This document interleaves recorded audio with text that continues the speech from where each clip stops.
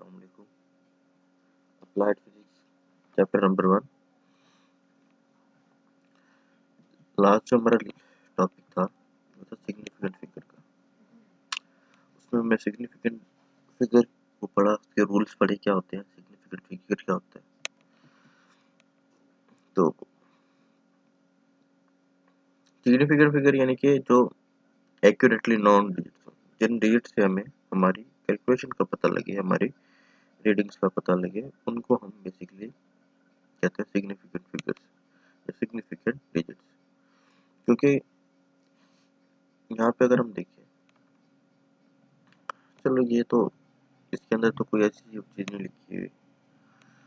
यहाँ पर अगर आप देखें, ये लिखा हुआ है 0.052।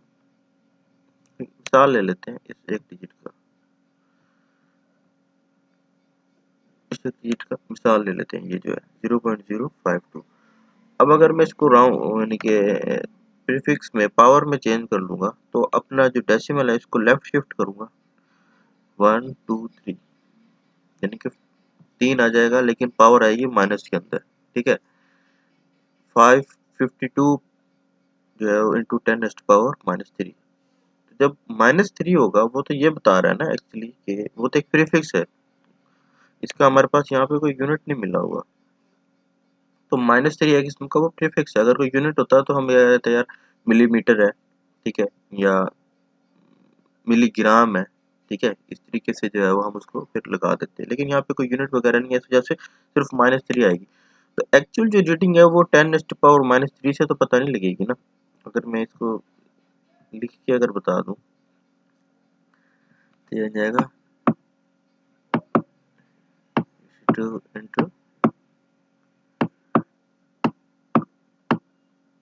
10⁻³ क्योंकि ये जब डेसिमल जो है वो 1 2 3 पॉइंट शिफ्ट होगा, तो लेफ्ट जब शिफ्ट होता है पॉइंट हमारा, तो हम उसे पावर माइनस में देते हैं, और राइट शिफ्ट होकर पॉइंट तो पावर पॉजिटिव जाती है। तो इसी तरीके से ये हो जाएगा 52 इंटू 10⁻³ अब एक्चुअल जो रीडिंग हमें पता लग रही है वो इन दो डिजिट से पता लग रही है, ठीक है ना।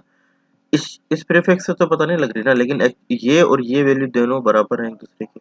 तो इसीलिए हम कहते हैं जिन रीडिंग से एक्चुअल हमें रीडिंग पता लगे, जिन नंबरों से हमें एक्चुअल रीडिंग हमारी पता लगे, जिन फिगर से हमारी एक्चुअल रीडिंग, उनको हम सिग्निफिकेंट में काउंट करते हैं। इसी वजह से हमने 52 और इसको काउंट किया। तो आज का टॉपिक हमारा सिग्निफिकेंट फिगर नहीं है, आज का हमारा टॉपिक है राउंड ऑफ डेटा।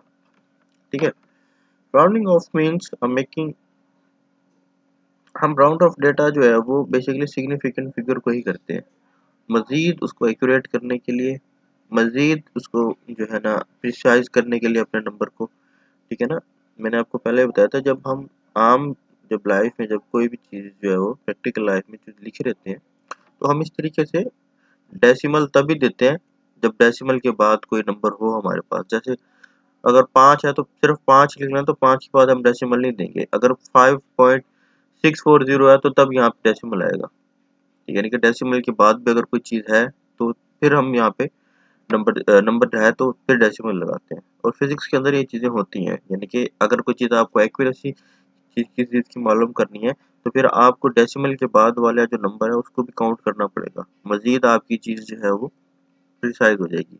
प्रिसाइज या किसी चीज़ को एक्यूरेट करने का मतलब यही है कि एक स्केल है, ठीक है, यानी कि एक आपने जो है वो किसी भी चीज़ की लेंथ ली है, लेंथ है ये आपकी जो है वो एक नॉर्मल फुट्टे से ली है, स्केल से ली है, ठीक है। तो आपकी लेंथ जो आई है वो है ये 3 फुट, लेट्स सपोज, ठीक है। लेकिन इस 3 फुट को जब आप सेंटीमीटर में काउंट करोगे ना, तो यानी कि मुकम्मल जो है वो जो सेंटीमीटर होंगे वो उसका यानी कि उसकी बराबर नहीं होगी, ठीक है ना, क्योंकि सेंटीमीटर के अंदर स्केल छोटा हो जाता है, फुट के अंदर स्केल जो है वो आपका बड़ा होता है। यानी कि उस पे अगर आप देखेंगे तो 12 इंच को बना के 1 फुट बनता है, तो 1 इंच का फासला काफी होता है।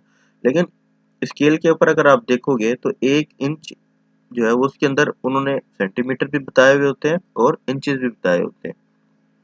यानी कि जो आपका एक यानी कि जो क्या कहते हैं, इंच जो होता है,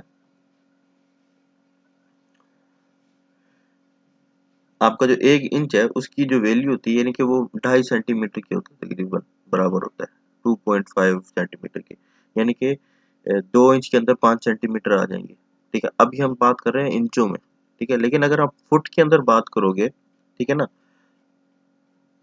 यानी कि लेट्स सपोज 3 फुट हमने कहा, तो 3 फुट जो है उसके अंदर सेंटीमीटर कितने आएंगे, उसके अंदर तकरीबन सेंटीमीटर आ जाते हैं 91.44। ठीक है ना, तो एक जगह पे स्केल रख के देखना 3 फुट, और दूसरी जगह पे आप स्केल रख के देखना सेंटीमीटर वाला। ठीक है, तो वहां पे जो है ना आपकी जो वैल्यू है वो थोड़ी इसके अंदर फर्क आएगी। ठीक है ना, 3 फुट तो एग्जैक्ट वैल्यू आपको मिल जाएगी, लेकिन जब सेंटीमीटर में करोगे हो सकता है आपको यानी कि 91.5 फुट वैल्यू ना मिले, हो सकता है 92 फुट वैल्यू मिले या पूरे 91 फुट मिले। ठीक है ना, इस तरीके से तो हम चाहते हैं कि हमारी वैल्यू जो है ना बहुत प्रिसाइज हो, तो उसके लिए हम जो है ना राउंड ऑफ डेटा करते हैं। Rounding off means making a number simpler but keep its value कॉस्ट टू व्हाट इट वाज, यानी कि ये जैसे लेट्स सपोज ये है, ये नंबर है, इसकी एग्जांपल लेते हैं 5.640। ठीक है, हम क्या कर रहे हैं, making it simpler but keep its value, simple कर रहे हैं लेकिन उसकी वैल्यू वही रहती है, उसकी वैल्यू के अंदर कोई चेंज नहीं आता। 5 है तो 5 रहेगा, 5 के बाद जो वैल्यू है इसको हम मजीद सिंपल करेंगे। उसके फिर कुछ रूल्स हैं। The process of omitting the non और डिजिट्स और retaining only the desired digits, यानी कि जो डिजिट्स राउंडिंग ऑफ डेटा में नहीं आ सकते उनको खत्म करना, और जो चीजें आती हैं उनको मजीद जो है वो बरकरार रखने को, किसी भी सिग्निफिकेंट फिगर को उसको जो है ना हम क्या करते हैं, राउंडिंग। राउंडिंग हमेशा जो है वो लास्ट डिजिट से जो है वो शुरू की जाती है, यानी कि ये जो लास्ट डिजिट आपका है इसके अंदर इसी नंबर को ले लेते हैं, ये है आपका 640, तो यहाँ से राउंडिंग ऑफ शुरू होगी। In physics, calculation is a vital part, and during that we shall reduce the number to the required extent, and this is rounding off, and thus we are ready to accept error up to some extent। ठीक है ना, अब जो आप scale से लाइनें page पे लगाते हो ना वो इतनी मायने नहीं रखती। ठीक है ना, 19-20 का उसके अंदर कोई फर्क आ जाए तो हम कहते हैं चलो ठीक है हो जाती है, लेकिन जब प्रैक्टिकल लाइफ में जब आते हो ना, तो प्रैक्टिकल लाइफ में जो है ना फिजिक्स में खास तौर पे या मैकेनिकल फील्ड में खास तौर पे जब आप आते हैं, तो उसके अंदर जो है ना आप 19-20 वाला काम नहीं चलता।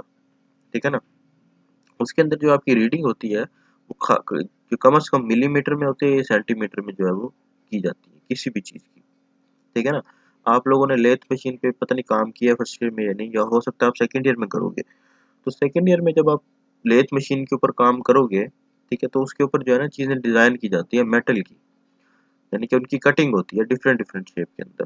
ठीक है ना, आपको मैं अगर इसकी छोटी सी एक एग्जांपल दूं, आप जो है वो नट होते हैं आपके पास, नट बोल्ट होते हैं ना, उनका कैप होता है, उसके ऊपर जो है ना उसको खोलने के लिए उसको टाइट करने के लिए डिफरेंट जो है वो चाबियां लगती हैं, डिफरेंट नंबर्स की चाबियां होती हैं। ठीक है ना, तो क्या ऐसा हो सकता है कि भाई जो है एक नट है उसको जो है ना 12 नंबर की चाबी लग रही है और आप 11.5 नंबर की चाबी लगाओ, ठीक है, या 12 नंबर की लग रही है तो 12.5 नंबर की चाबी लग जाएगी उसको, उससे उसका काम बन जाएगा, खुल जाएगा या वो टाइट हो जाएगा आसानी से?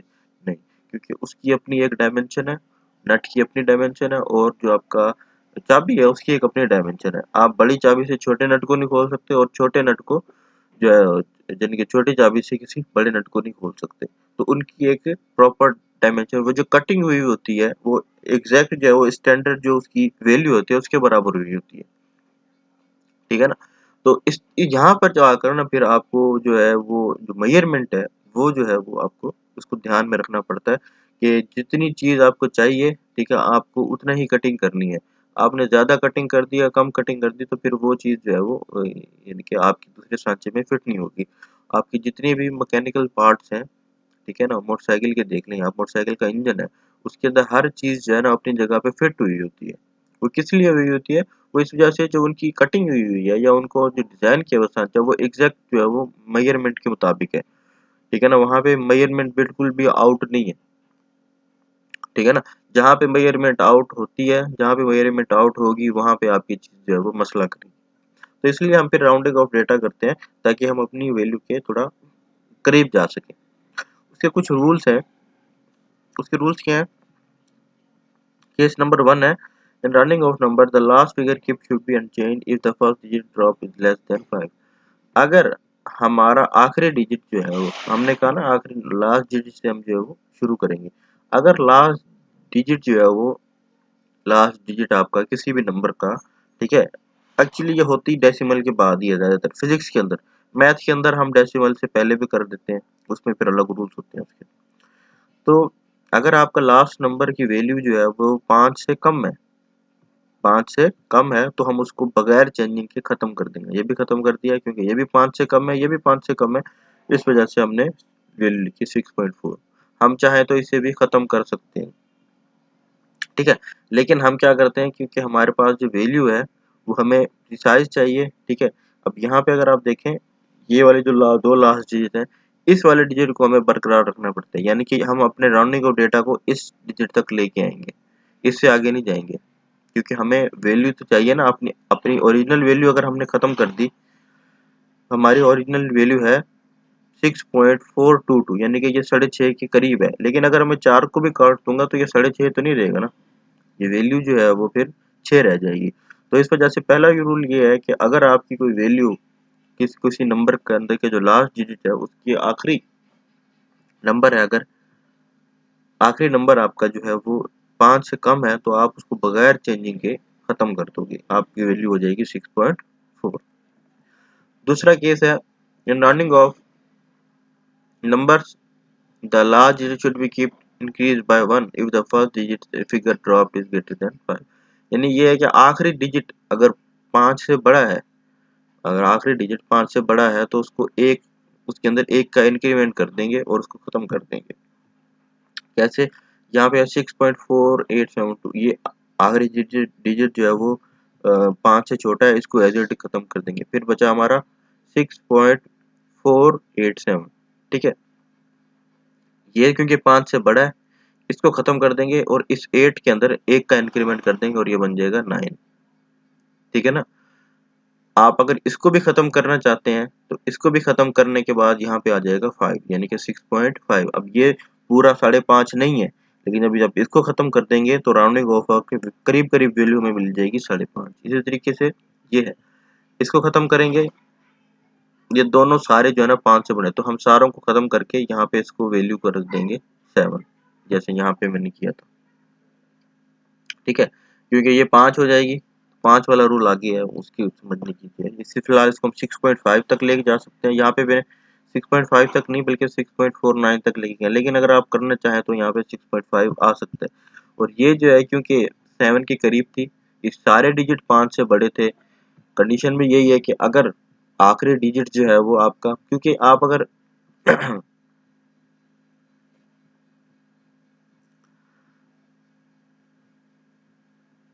आप अगर इसको खत्म कर रहे हैं तो आखिरी डिजिट फिर ये बन जाएगा, इसको खत्म करेंगे तो आखिरी डिजिट ये बन जाएगा। तो इसी तरीके से हम फिर लास्ट डिजिट के अंदर इंक्रीमेंट या डिक्रीमेंट करेंगे।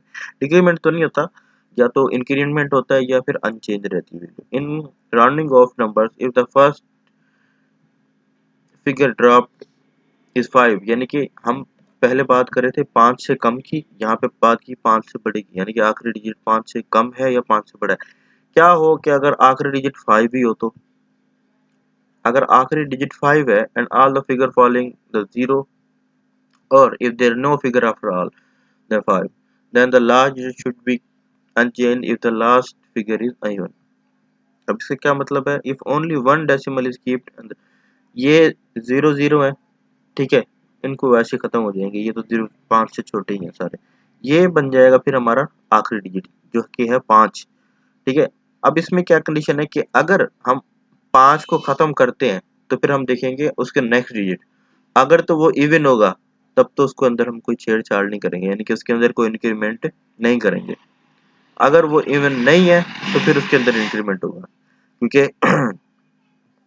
इफ ओनली 2 डेसिमल, यहाँ पे 5 है, ठीक है, इसको खत्म कर देंगे, आगे का डिजिट देखेंगे वो कौन सा है, वो है 8, इसको हमने एज इट इज रख लिया, ठीक है। अब 8 क्योंकि 5 से बड़ा है, इसको आप खत्म करते हैं तो यहाँ पे आप एक नंबर जो है वो इंक्रीमेंट करेंगे।